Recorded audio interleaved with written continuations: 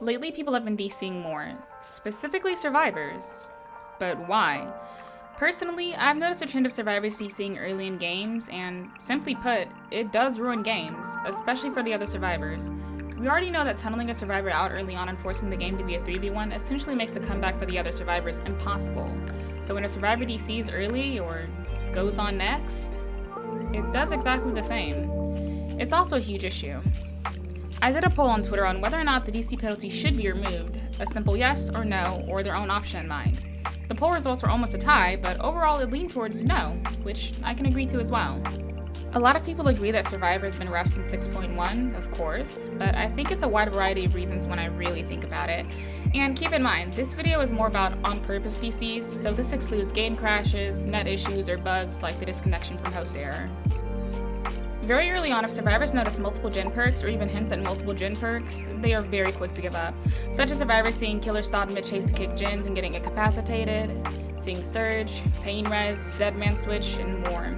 The start of the game is very strong for survivors, I'd say, but typically with multiple gen perks, games can drag out when you're holding M1 constantly, and seeing your gen go from progress to 0 over and over again is really frustrating. Well, thanks for the game. Accessibility is also a huge issue, considering the large player base of Dead by Daylight, believe it or not. A while back, there was another Twitter post that I made pertaining to this where a lot of people came forward about the issues with it in DBD. Flashlights were changed for that purpose due to the flickering of the lights, which is also an issue on several other maps such as Slurries or Haddonfield. These can trigger migraines and epilepsy, and I personally have friends and viewers who are affected by these. There are also several phobias such as chlorophobia, the fear of clowns, and emetophobia, the fear of vomit that affect people. Some people also have sensory issues such as misophonia or autism as well.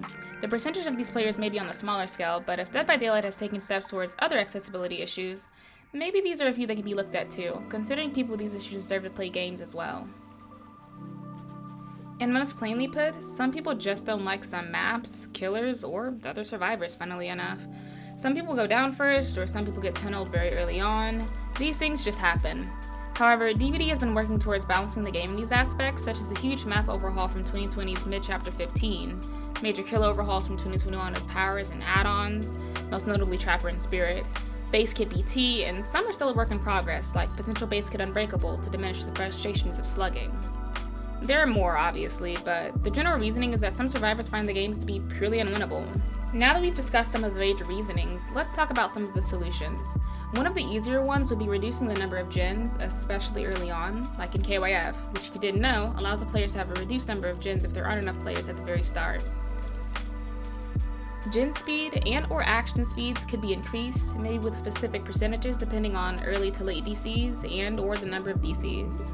Bots could be another alternative since DBD has already implemented them in KYF in lieu of human players, which are surprisingly not that bad. With a few more tweaks, I could see these being viable in public games. A surrender option for the survivors as a whole would be neat as well, so it doesn't disproportionately affect the team if the majority decides to surrender, acting as if a player DC'd mid-loading screen and simply return items, add-ons, offerings back to all players at no consequence. This one is a little more complicated, but backfill could be an interesting option if a DC occurs early enough in games, and queuing for backfill could grant either BP or shards as an incentive, which would be interesting. Perhaps if somebody DCs early on, there could be no penalty for others going next.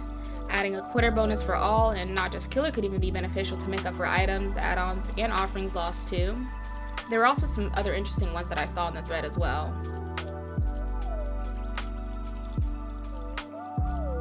Personally, I don't like DCs or survivors going next on either side, whether I'm playing survivor or killer, because it really does ruin games. I do understand it at times, and I kind of get annoyed by it though. But I do think mediating the effects of it is something that DBD could control more so than stopping it or punishing it further. This was much more of a simple video, but let me know what you guys think, and I will see you guys in the next one. You keep telling me no. For what? Oh, because you wanted to tunnel for a Mori. Wow. ボディチェックを受けた時にちょっと借りてきたんです。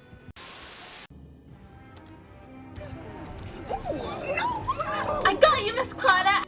こんなものが存在していたとは。